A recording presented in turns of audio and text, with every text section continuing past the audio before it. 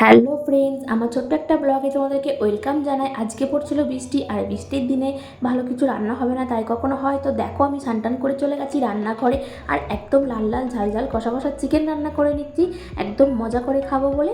দেখো, আর আজকে আমি চিকেনটা একটু অন্যরকম করে বানিয়েছি, ভাজা মশলা দিয়ে। আজকে কোনো আলু দিইনি চিকেনের মধ্যে, একদম পুরো কষা কষা। ওহো, আমার তো জিভে জল চলে এসছে।